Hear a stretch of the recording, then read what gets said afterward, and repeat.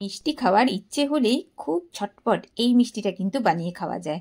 তা আমার বাড়িতে যখন খোয়া ক্ষীর বা ছানা কিছুই থাকে না, কিন্তু মিষ্টি খেতে ইচ্ছে করছে, সেই সময় ঝটপট করে এই মিষ্টিটা বানিয়ে ফেলি। আর বানানো ভীষণ সহজ, আর যাকে খাইয়েছি সে এখন পর্যন্ত প্রত্যেকেই বলেছে দারুণ খেতে। মানে দোকানে কিন্তু এত সুন্দর মিষ্টি পাওয়া যায় না। আর যেটা আমি বললাম, ভীষণ সাধারণ উপকরণ দিয়ে কিন্তু এটা তৈরি হয়ে যায়, যে কেউ যে কোনো সময় বানিয়ে এটা খেতে পারবে। তো আর দেরি না করে চলো এবার বানানো শুরু করা যাক। আমি অস্মিতা, সবাইকে ওয়েলকাম অস্মিতাস কড়াইয়ে। আর এর জন্য প্রথমেই আমাদের যেটা করে নিতে হবে সেটা হলো একটা শিরা। যেহেতু মিষ্টি একটু তো শিরা লাগবেই, তো আমি এখানে 1 কাপ চিনি নিয়ে নিলাম। তাতে করে 2 কাপের মতো নিয়ে নিতে হবে জল। নিয়ে চিনিটাকে আগে খুব ভালো মতো গলতে দেব।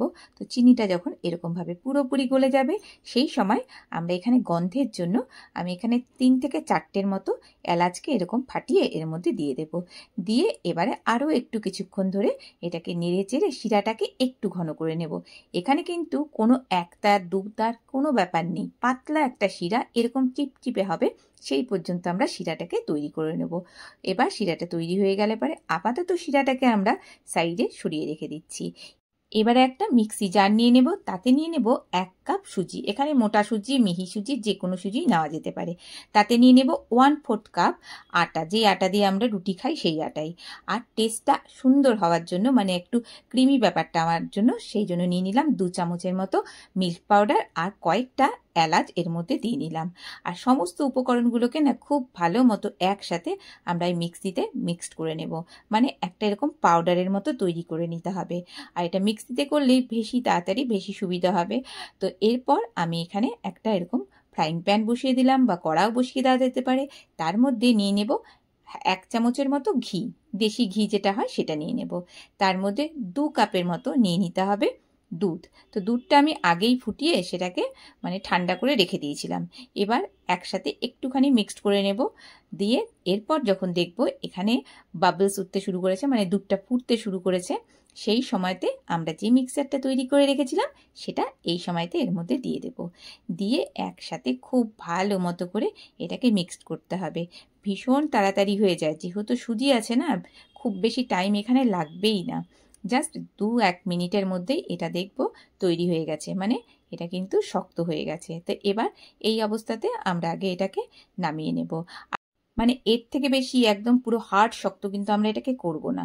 আর এটা গরম গরম অবস্থাতেই এবারে কি করব, এর মধ্যে বেকিং পাউডার যেটা হয় সেটা এরকম সামান্য পরিমাণ দিয়ে নিতে হবে। এরকম ছোট্ট একটা চামচের আমি জাস্ট 1/4 চামচের মতো নিয়ে নিলাম, খুব বেশি কিন্তু এখানে নেওয়া যাবে না। এর সাথে নিয়ে নিতে হবে দেশি ঘি যেটা হয় সেটা অল্প নিয়ে নিলাম। নিয়ে এবার এটাকে খুব ভালো মতো করে হাত দিয়ে আগে মেখে নিতে হবে।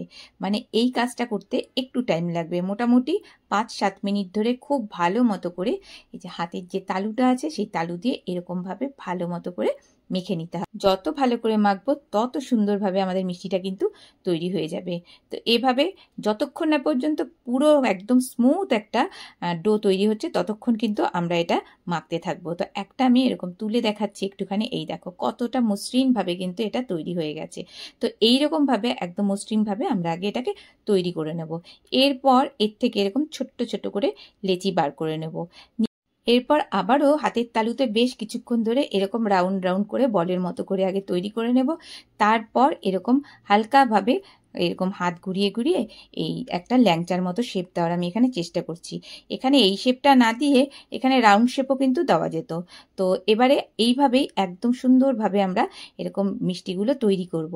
আর এটা যখন তৈরি করব না, তখন একদম দেখে নিতে হবে যেন একদম এরকম মসৃণ হয়, কোনো রকম ক্র্যাক বা যেমন ফেটে যায় না সেটা যেন না থাকে, এরকম ওপর পোর্শনটা যেন একদম মসৃণভাবে তৈরি হয়ে যায়। তো এইভাবেই আমি সমস্ত যে মিষ্টিগুলো আছে তৈরি করে নিলাম। তো আমার এখানে বেশ অনেকটাই কিন্তু হয়েছে, 10-12টার মতো মিষ্টি কিন্তু তৈরি হয়ে গেছে, মানে 1 কাপ সুজি দিয়েই। তো এরপর আমি এখানে তেল গরম করতে বসিয়েছি। তো তার মধ্যে না সামান্য পরিমাণ ঘি দিয়ে দিলাম, চাইলে পরে পুরোটাও ঘি দিয়ে করা যেতে পারে। তো ঘি আর তেল একটু মিক্সড করে দিলে একটু গন্ধটা ভালো হয় বলে সেই জন্য সামান্য একটু ঘি দিয়ে দিলাম। এরপর তেলটা যখন হালকা গরম হবে, খুব বেশি গরম না কিন্তু, হালকা যখন গরম হবে তখন আমরা আস্তে আস্তে করে এখানে মিষ্টিগুলো এর মধ্যে ছাড়তে থাকবো। আর প্রথম দিকে কিন্তু এটাকে বেশি একদম নাড়ানাড়ি করব না, এইভাবে একদম ডিস্টার্ব না করে কিছুক্ষণ ধরে আগে এক পাশটা হতে দেবো। এবার এক পাশটা হয়ে গেলে পরে তারপর আমরা যখন দেখব যে একটু শক্ত ব্যাপারটা এসছে তখন আস্তে আস্তে করে এটাকে মানে উল্টানোর চেষ্টা করব। প্রথমেই যদি এটা উল্টাতে যাই তাহলে কিন্তু অনেক সময় ভেঙে যাওয়ার চান্স আছে। এরপর এটা যখন দেখব এরকম গোল্ডেন কালার হয়ে গেছে, এর থেকেও কড়া ভাজা যায়, তবে আমি এটা গোল্ডেন কালার যেই পর্যন্ত থাকবে সেই পর্যন্তই আমি ভেজে নেব। নিয়ে তারপর এগুলোকে আস্তে আস্তে করে তুলে নেব। নিয়ে এইভাবে কিন্তু আমি দুটো ব্যাচেই এগুলো একদম তৈরি করে ফেলেছি। এরপর আমরা যে রেখেছিলাম না শিরাটা, সেই শিরাটাকে এনেছি। শিরার মধ্যে আস্তে আস্তে করে আমরা মিষ্টিগুলোকে ছাড়তে থাকবো। আর শিরাটা কিন্তু এখনো পর্যন্ত হালকা গরম আছে, খুব বেশি গরম নয়, হালকা গরম থাকবে। আর এদিকে আমাদের যে মিষ্টিটা তৈরি করলাম সেটাও কিন্তু হালকা গরম আছে। এই অবস্থাতেই আমরা আস্তে আস্তে করে সমস্তগুলো একসাথে এর মধ্যে শিরার মধ্যে দিয়ে দিলাম। দিয়ে একটুখানি নেড়ে চেড়ে নেব। দিয়ে এবারে এটাকে মোটামুটি 3 থেকে 4 ঘন্টা কিন্তু ভিজিয়ে রাখতে হবে। তো ওর থেকেও যদি বেশি রাখা যায় তাহলে বেশি ভালো হবে, ওভারনাইট হলে আরও বেশি ভালো হবে। তো এটা আমি মোটামুটি 5-6 ঘন্টার মতো ভিজিয়ে রেখেছিলাম। তো দেখতে পাচ্ছি পুরো শিরাগুলো কিন্তু অ্যাবজর্ব করে নিয়েছে মিষ্টিটা। তো দেখো একদম সুন্দর মিষ্টি কিন্তু আমাদের তৈরি হয়ে গেছে। তো আমরা কি করব, এটাকে মোটামুটি 2 থেকে 3 দিন কিন্তু ফ্রিজে রেখে এটাকে খাওয়া যায়। আমরা এভাবেই কিন্তু মানে খেতে পারি, তবে এটাকে আরও সুন্দরভাবে আরও যদি একটু ডেকোরেশন করে দেওয়া যায় তাহলে আরও বেশি ভালো হবে খেতে। তো সেই ক্ষেত্রে কি করব, আমি ওপর দিয়ে না একটু এরকম মিল্ক পাউডার ছড়িয়ে দেব। এখানে খোয়া ক্ষীর ছড়ালে বেশি ভালো হয়, তবে আমি যেটা বলেছিলাম ঘরের সাধারণ জিনিস দিয়েই তৈরি করব, তো সেই কারণে খোয়া ক্ষীর এর বদলে আমি এখানে একটু মিল্ক পাউডার ছড়িয়ে দিলাম, সেটাও কিন্তু খেতে বেশ ভালো লাগে। তো কেমন লাগলো এই রেসিপিটি জানাতে পারো। আর বাড়িতে বলবো একদম এটা অবশ্যই ট্রাই করো, ভীষণ সহজ একটা রেসিপি। আর একদম ঘরোয়া পদ্ধতিতে যারা মিষ্টি খেতে আমরা ভালোবাসি তারা কিন্তু এটা বানিয়ে খেতেই পারি।